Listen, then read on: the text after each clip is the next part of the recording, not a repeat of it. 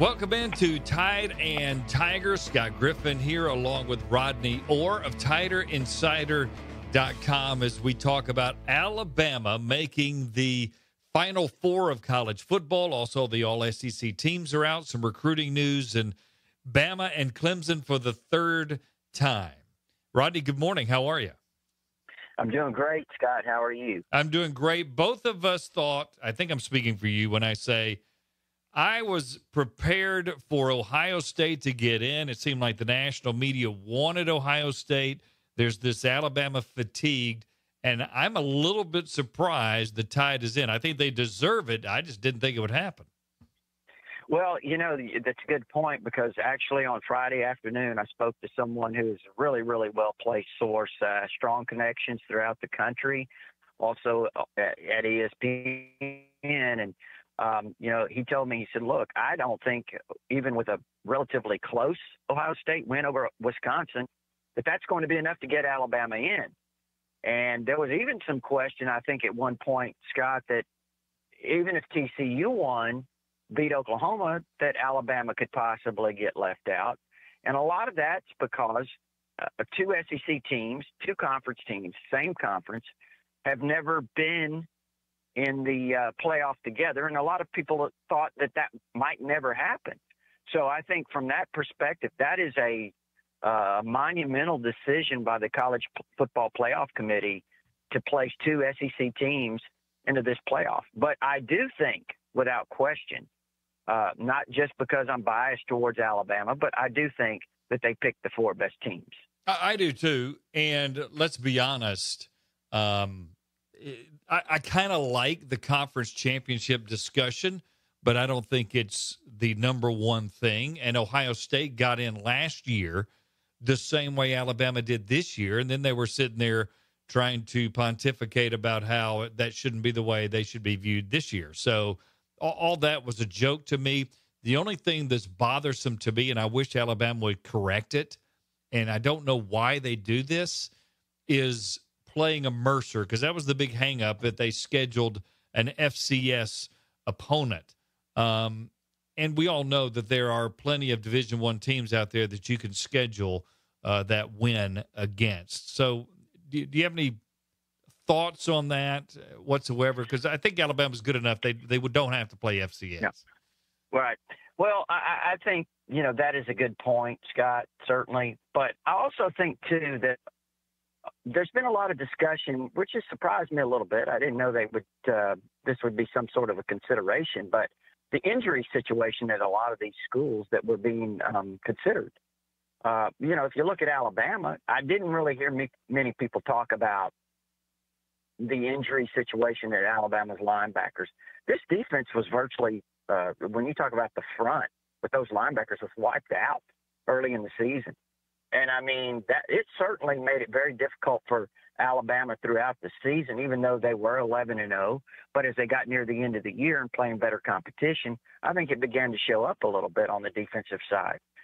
There was a lot of talk about the Syracuse game with Clemson when Clemson's quarterback missed half the game with an injury. There were some other injuries discussed. And, to be honest with you, Scott, if you look at it, Auburn's a team that they have to be really scratching their heads today and saying, look, we beat both Georgia and Alabama. Then we have to beat Georgia again. All of this within a matter of, 3 or 4 weeks. And now here we are left out in the cold while two teams that we beat, they're in the playoffs. They've got a chance at the national championship. So I say all that to say it's been a crazy year. Yeah. And it's going to be interesting to see if this field of four eventually expands. There's probably some good in that, but I can also think that there's some bad to that. But we're not to that point yet. So, but as far as this discussion, I do think they got the four best teams, Scott. I really do. And I'll say this. To me, they're in the proper order. I think right now, clearly Clemson and Oklahoma are the top two teams. Georgia earned its way in with the win over Auburn. Although, like I said, I think that was a very depleted Auburn team. It was a beat-up Auburn team, but you have to give it to Kirby Smart. They did a great job. And then Alabama should be number 4. But isn't that part of being a championship caliber team? It was a beat-up team from the standpoint, certainly, of Kerryon Johnson and his shoulder. You could see it. But if you're a championship caliber team, shouldn't you be able to withstand that injury? Or is Absolutely, that too much to ask? Should. I don't think there's any question about that. Other teams have had to overcome injuries. I guess that was my point, that the discussion surprised me so much this year, considering the injuries. I mean, that's never really come up before. But, Alabama was as beat up, or more so probably than anybody in the country throughout a good part of the year. And, as far as, Auburn's concerned, you look at them, that was a difficult task. I mean, to beat Georgia, to beat Alabama, and then have to beat Georgia again. But listen, I'm not making excuses for them. Like you said, if you're a championship team, you could prove it in that stretch. It wasn't impossible, but I do think it was made more difficult with, some of their injuries. No doubt about that. Let's talk about Alabama. I think they can win it. I think they would be favored in any matchup. All the odds are coming out, and Alabama would be 3, 4, 6, 7 point favorites over virtually everybody. But for some reason, this year has a different feel for me when I look at this team. It's a good Alabama team, and they have withstood a lot, and they've had some good wins. But there's just something about this team that's not as indestructible, and I want to use the word dominant. They're not as dominant as years past. Are you on board with that, or am I completely nuts? Definitely. No, it's not a dominant team. And again, I think part of that is the injuries. But listen, they lost 7 great players last year on the defensive side of the ball. Many of those guys, if not all of them, are in the NFL right now. They weren't only great players, they were tremendous leaders. Look, Alabama's probably the one team in the country, maybe Ohio State, that can reload after losing guys like that. But then Alabama suffers all those injuries at linebacker throughout their defense. And, I mean, it just made it extremely difficult. Minkah Fitzpatrick played in the Auburn game at probably 70, 75%. So, they've had a lot of injuries. And, it's at some point even Alabama can't overcome those types of things. But so with all that said, this defense was what they would have been. I really don't know. I thought they looked pretty good against Florida State, and that was a really good quarterback, DeAndre Francois, they were going against. So I think they could have been good, really good, but maybe not as dominant as we've seen the last couple of years. I think one thing that Alabama, when I look at them, Scott, it seems to me, and I said this on our last podcast, that everybody talks about the Alabama defense. It all comes back to defense. Every time that defense is held to a standard that is almost unrealistic. Yeah. To me, you want to help this defense to be better. I think the offense has to be better. You can't have an offense that goes 3 for 11, for example, on third downs against Auburn on the road and expect that defense to withstand the Auburn offense that was a fully healthy offense at the time. You can't expect that. I even go back to last year. Alabama had one of the all-time defenses. In the championship game against Clemson, I think the stat was 7 straight 3-and-outs. Yeah. And Alabama's defense was gasping for air, hanging on for dear life. And people were saying if the defense could have gotten one more stop. Well, how about the offense getting a couple of 3 first downs for, to help the defense out? So I really think that, for Alabama to become that dominant team, to have a good chance, let's say this, maybe not the dominant team, but let's say for them to have a chance to roll through these playoffs and win a national championship, the offense is really going to have to take it up a notch. Rodney Orr, TiderInsider.com. Scott Griffin here, Tide and Tiger. Look, I agree with you, and we're just going to jump right in, okay? Here was my thought. We're just going to play this for a few minutes. If Alabama had not made the Final Four, my thought was, as I tweeted out last week, they got a ton of reaction, that if we were going to see an open quarterback competition in spring, it would have started with practices in December, since you're going to get basically a month of practices, at least 3 weeks, as you get ready for a bowl game. And would we see equal snaps in a bowl game? Obviously, that's not going to happen now. Just your thought on that, first of all. Could that have possibly happened if Alabama had been out of the Final Four?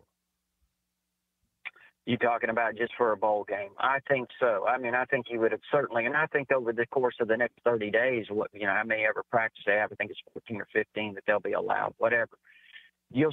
Certainly Tua Tagovailoa will get a lot of snaps. In fact, I think, and I don't know this for sure. I don't know what Nick Saban, that staff's thinking. But if it were me, I would prepare him to play. I'm not saying he's going to play or that you would definitely play him, but I would prepare him, and maybe they've been doing it all year. I don't know.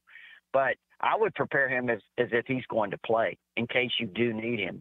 And I'm sure they've been preparing him like that to some extent. But I would go the extra mile to prepare him to be ready to play. And, that's not a knock on Jalen Hurts, but at the same time, I think, when you're in this situation, you're going to have to give your team every chance to win. And, it might be a situation where you have to play that second quarterback. If Jalen were to struggle and not have much success in this game or the next game, whatever it might be. But I just would have him ready to play for sure. Now, I wouldn't be married to the idea of saying, okay, we're preparing him to play and he's definitely going to play. I don't think you have to do that, but I would have him definitely ready.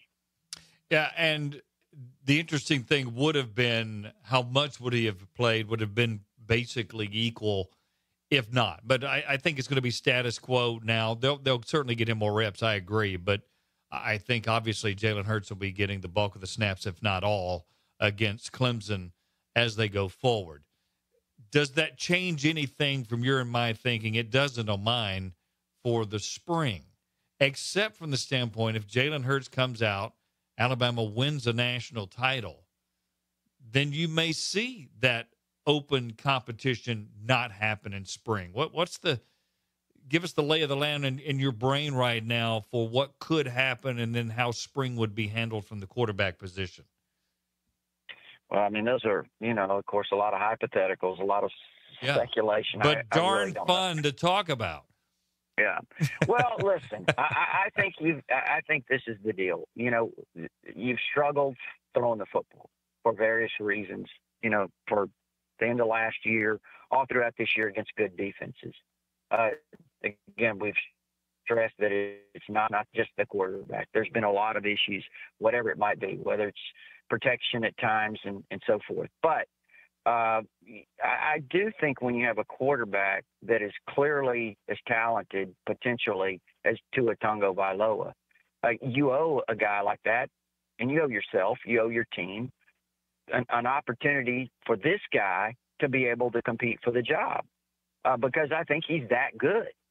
And again, I'm not taking anything away from the things that Jalen Hurts brings to the table, but I do think that it's fair to say that Tua Tagovailoa is potentially has displayed in his opportunities to play and in practices, in spring game, in other, like I said, just in other preparations for games, that he has the ability to be one of the a top-of-the-line passer. Let's put it that way. I personally think that he's got as much gift throwing the football as any quarterback I've ever seen at Alabama. I don't know if he's ready to play. I don't know when he'll be ready to play. I don't know how he would necessarily respond in some of the difficult situations if he were put into those games. But I do think that as you're moving forward, when you have a guy with that kind of talent, I mean, don't you owe it to everybody to see if this guy's the best guy? And right. Nick Saban has always talked about, we play the best guy, and we're all about competition. So I would think, based on what, Nick Saban's history is, that he would certainly give Tua Tagovailoa every chance to compete. And I agree with that. And, people will take that as, oh, you guys just don't like Jalen. And that's not what we're saying. We're just saying open the competition. If Jalen wins it, fine. We're not saying bench Jalen. We're saying open it and let the best guy win, because you would have to be blind to see that there's not a passing issue at Alabama. 15 touchdowns by the starter and 223 attempts. And Alabama's a 71% red zone touchdown team, which is outstanding. 42 touchdowns, something like that. But only 15 are passes. But Tua Tagovailoa has 8 touchdown passes and 53 attempts. So there's something to me with those numbers for sure. So it's not about dinging Jalen Hurts. He's been a very good football player. It's just that something's missing. We talked about Ridley last week having 50 some odd catches this year. The rest of the wideouts have combined for 54. There's no balance there. So, yeah. There's no balance there. So something's amiss there. And we all know Nick Saban doesn't do anything, Rodney, without thought. And he hired an NFL mind to come as offensive coordinator. So there was a reason for that. I mean, we could say that, right? Yeah, I think it's fair, and definitely that's certainly something that you look at and you realize. And I think also, too, based on what I've heard, that, there's been some criticism. I don't want to say a lot, but there's been some that have criticized Brian Dable. Naturally, that comes with it, just like when you're the quarterback. Some people are going to point the finger at you, all the time, as if every malfunction is your fault. But, as far as Brian Dable's concerned, I mean, you mentioned it. He's from the New England Patriots. He has a system that he believes in, and I think he's had to use some of what he does, as well as trying to mix the strengths of Jalen Hurts, zone read, and those types of things. Just the things that he does well. And, there's been some probably not so smooth moments throughout this season. So with that said, based on people I've talked to, they tell me that Brian Dable's actually graded really highly as far as his play calling, as far as his game planning, and all of those things. And it's more been an execution issue on Alabama's end. And I think if you ask Jalen Hurts, what's the one word he always uses to describe when you ask him when the offense isn't really clicking, what's been the problem? And he said it's one word. It's execution, lack of execution. So, I think that's probably the criticism of Brian Dable, for the most part, is not justified.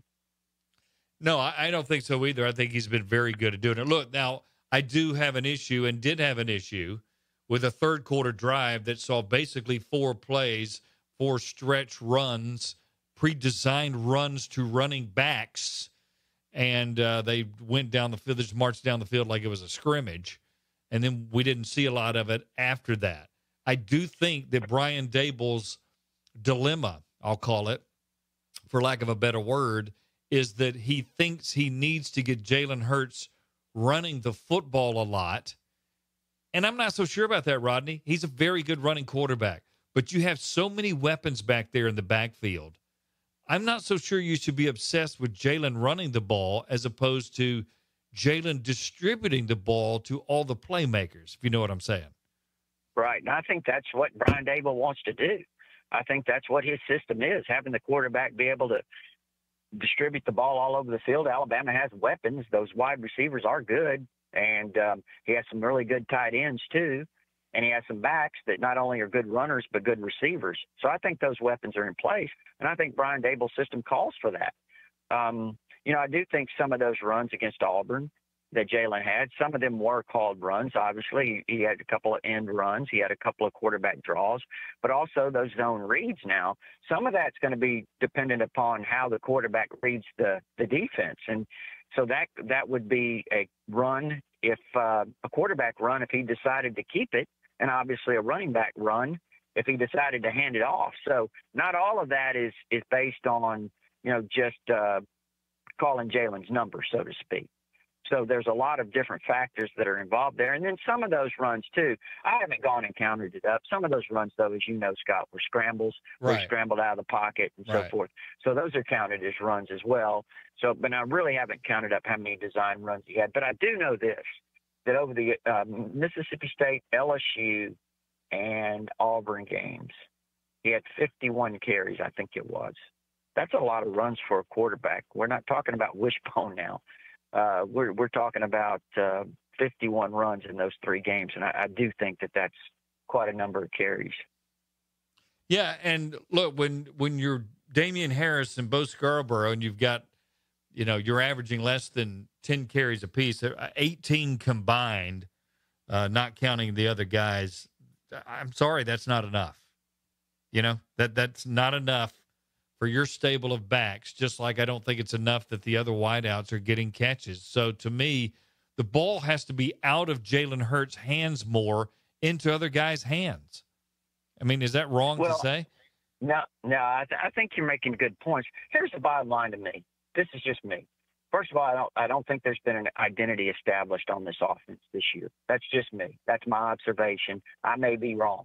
All right. And everything they do, I rarely have they had any rhythm to me.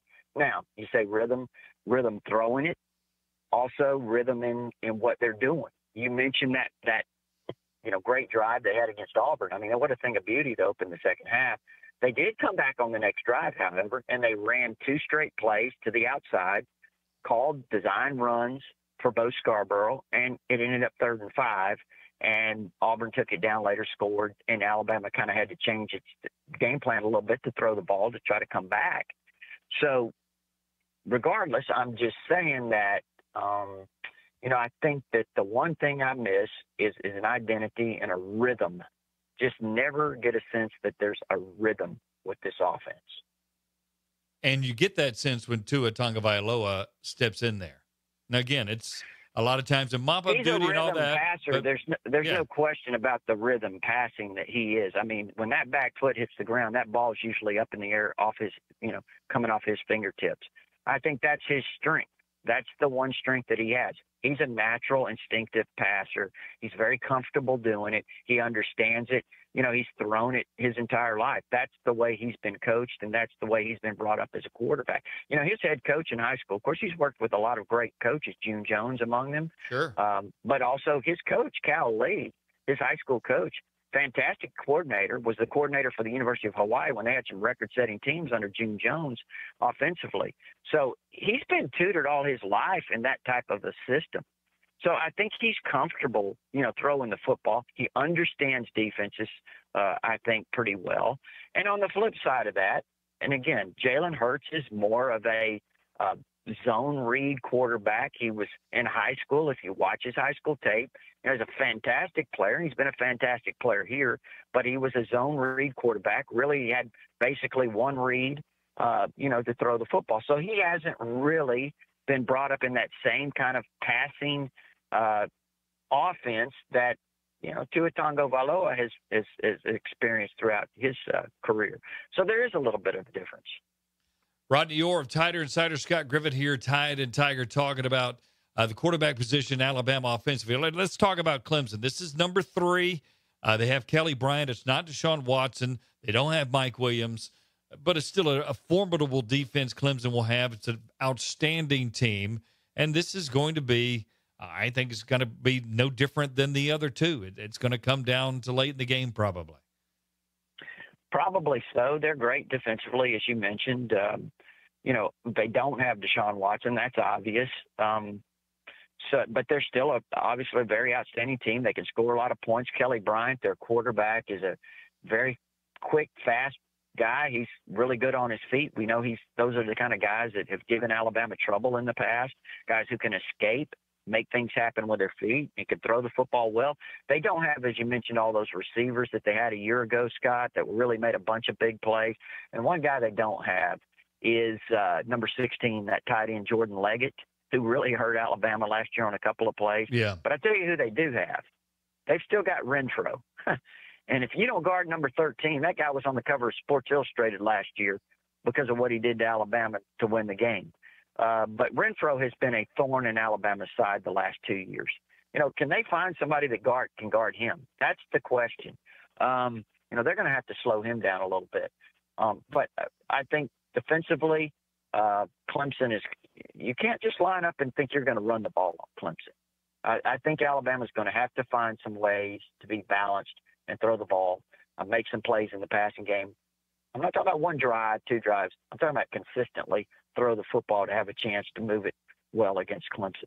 And defensively, if you've got Terrell Lewis, Christian Miller, and other guys back, we could assume Mac Wilson, even though they weren't 100% in the Iron Bowl, we should assume they'll be better and should get snaps and be more effective in this game. So defensively, Alabama should be good, right? That's safe to say. I think they should be a lot better off than what they've been, no doubt about it. I do think the one thing that as I look at Alabama defensively in the last few games, especially LSU, I saw it, noticed it probably for the first time, and then Mississippi State had some success, and Auburn had success too. I just don't think that up front defensively they're stopping the run like they were. They've not been as strong at that. I guess some of that obviously might have had something to do with losing Sean Deion Hamilton, possibly, and some of those linebackers inside. But to me, it doesn't seem like the defensive line has played quite as well in the last 3 games against the running game. They haven't really, you don't see as much penetration as you used to see or were accustomed to seeing with Alabama's defensive front, just stonewalling people. I mean, and again, I understand some of that's unrealistic to expect that to happen all the time. But I think that's the one thing that really jumps out at me about this defense. All right. So how much of how the offense performs, regardless of win or lose, will go into the thinking for Nick Saban and Brian Dable possibly on the thing that we have talked about now for a couple of weeks, in your opinion? You're talking about in this game? Yeah. Well, I mean, I think that, offensively, Alabama's got to create ways to make some big plays. They've got the personnel to do it. But if they go in and look, I'm all for the running game. But if you look at Georgia, for example, this last week against Auburn, their running game really started pounding it at the end. They were strong running the football. But the key was, to me, Jake Fromm was 16 of 22. You don't have to throw it 35 times to be extraordinarily effective in the passing game. But he made some plays down the field. He threw the ball well, threw it with consistency, and their receivers made some plays, and that helped them create some balance. And I think that's when the running game took over. And I think that's what Alabama has to do. If they wanted to have a chance in this game, and I'm saying we can't predict turnovers. We can't predict what happened, for example, in the Florida State game. Florida State had a myriad of special teams issues. So all of those things are out the window because we don't know. But I do think this. I do think for Alabama to have some success, they can't expect to hold Clemson, they held Auburn to 26 points. To think you're going to hold Clemson to under 26 points, 30 points, I don't think that's being realistic. Maybe I'm wrong. Maybe they do hold them to 24 or something like that. But I think Alabama's going to have to find a way to score at least 28. That would be a minimum in my mind to win that game. I may be wrong, but that's the way I see it. And you say, well, 28's not a lot. It's been a lot for Alabama. I mean, I think when they've played good defenses, they've averaged about 20, 21, 22 points a game against some of the better defenses that they faced. Scored 14 against Auburn, only scored, 24 against LSU, and scored 24 against Florida State. And a lot of that was, some of that was special teams, or set up by special teams, deep inside Florida State's territory. So I think Alabama's got to be able to score some points, Scott. 28 to 31 is probably minimal, I would think. So let's talk a little bit as we wrap up about the awards are coming in. Let's start with Bradley Bozeman. The Alabama center position has been gold. Okay, started with William Vallejos, Barrett Jones, Ryan Kelly, now Bradley Bozeman, who is in the final 3 for the Remington Award and made first team All-SEC. Just your thoughts on Bradley Bozeman. I think he's been very solid in his career.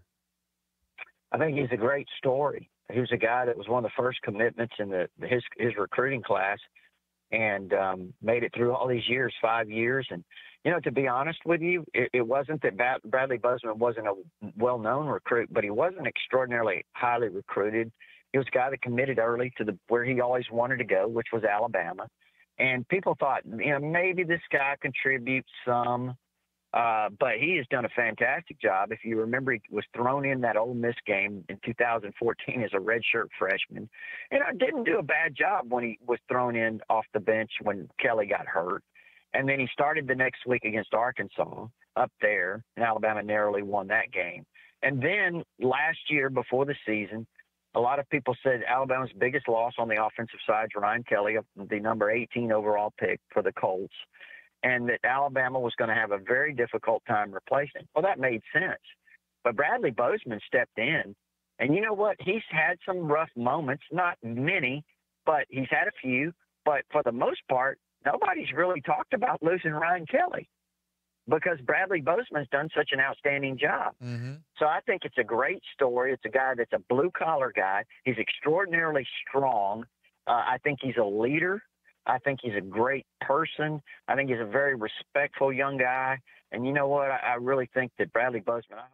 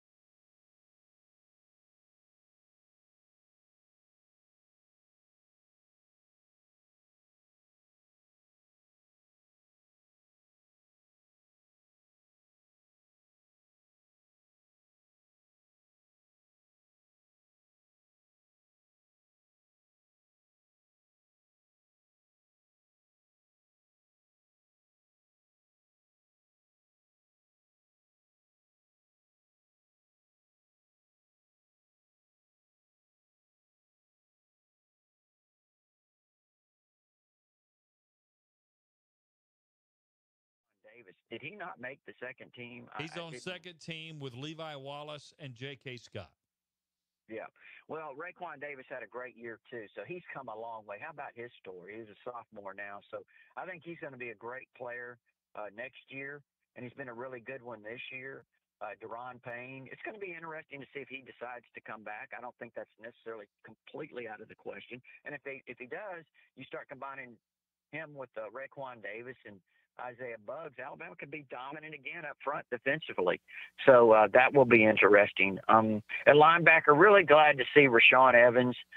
He's come a long way. You know, here's a guy, Scott, that when he came out of high school, he's got unbelievable off-the-charts athletic skills, but he had to learn how to play the linebacker positions. And I think that's the one thing that, to him, as he starts moving forward and thinking about a pro career, will make him realize, I'm sure he already does, but it'll certainly be something that the fact that he came to Alabama and was taught how to play the linebacker spot, not just at a school where they say, okay, Rashawn, listen, we're just going to utilize your great skills and put you on the outside and you be a pass rusher, where he never really learned a position. But now he knows every linebacker spot. And I think that's going to help him tremendously moving forward to his NFL career because he was developed here at Alabama. Ronnie Harrison, he's done a great job. Obviously, you mentioned Minka Fitzpatrick. I mean, we certainly expected that. And Levi Wallace, you mentioned on the second team. What a story he is. I mean, a guy that was a walk-on, wasn't even expected to start. In fact, I don't know, did he start? He did not start the Florida State game. Actually, Trevon Diggs started that game, and Trevon busted a couple of coverages early. And to settle him down, they put Levi Wallace in. And remember, Levi shut down that entire left side of the field the rest of the night and has been really consistent throughout the year. So, he's a former walk-on. What a great story he is. And so great to see all of those guys get their due. All right, let's talk a little bit recruiting as we wrap it up. Alabama had some visitors there. They've got some eyebrows raised with an Ohio State commit, but also Trey Dean, a 6'2", 180-pound approximately kid from Dutchtown High School, a defensive back. We all know that's a priority for Alabama. He's out of Hampton, Georgia. Let's start with him and then go to what else you learned from the weekend. Well, Trey Dean, again, yeah, he's a very athletic guy. He's got skills, I think outstanding skills. Maybe a safety over corner, but, I think he could probably get a shot at corner. Committed to Tennessee. I always thought he preferred Alabama, and not really sure exactly how hard Alabama had pushed on him. He committed to Tennessee and then, made this visit. So it'll be interesting. I think Alabama's still trying to juggle and see, which guys they're going to take in the secondary.